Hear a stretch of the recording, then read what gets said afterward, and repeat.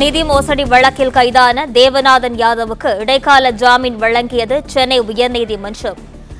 சொந்த பணமாக 100 கோடி ரூபாயை நிதி நிறுவன மோசடி வழக்குகளை விசாரிக்கும் நீதிமன்றத்தில் டெபாசிட் செய்ய தேவநாத் யாதவுக்கு உத்தரவானது பிறப்பிக்கப்பட்டிருக்கிறது. நிதி மோசடி வழக்கில் கைதான தேவநாதன் யாதவுக்கு இடைக்கால ஜாமீன் வழங்கியது சென்னை உயர்நீதிமன்றம்.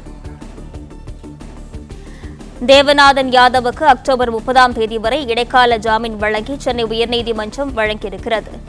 நிதி மோசடி வழக்கில் கைதான தேவநாதன் யாதவுக்கு இடைக்கால ஜாமீன் வழங்கியது சென்னை உயர்நீதிமன்றம். தேவநாதன் யாதவுக்கு அக்டோபர் 30ஆம் தேதி வரை இடைக்கால ஜாமீன் வழங்கியது சென்னை உயர்நீதிமன்றம். சொந்த பணமாக 100 கோடி ரூபாயை நிதி நிறுவன மோசடி வழக்குகளை விசாரிக்கும் நீதிமன்றத்தில் டெபாசிட் செய்ய தேவநாதன் யாதவுக்கு உத்தரவானது பிறப்பிக்கப்பட்டிருக்கிறது.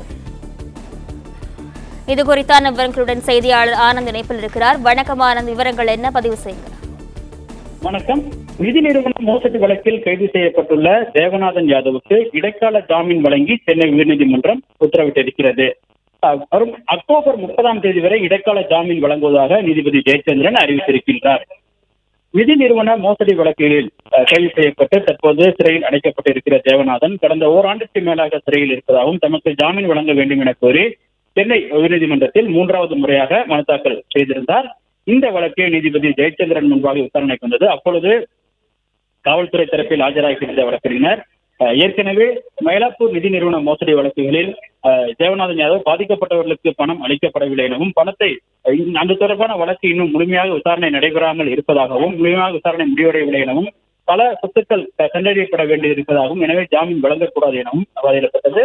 தேவநாதன் தரப்பில் ஆஜராகியிருந்த வழக்கினர் தாங்கள் இடைக்கால ஜாமீன் கொடுத்து வெளியில் வந்தால் தான் சொத்துக்களை விட்டு பாதிக்கப்பட்டவர்களுக்கு முதலீட்டாளர்களுக்கு பணத்தை திரும்ப அளிக்க முடியும் எனவும் எனவே எங்களுக்கு இடைக்கால ஜாமீனாவது வழங்க வேண்டும் எனவும் வாதிடப்பட்டது. அப்போது நீதிபதி ஓராண்டிற்கு மேலாக இந்த வழக்கில் எந்த விதமான முன்னேற்றமும் இல்லை எனவும் ஏன் இடைக்கால ஜாமீன் வழங்கக்கூடாது எனவும் கேள்வி எழுப்பியிருந்தார்.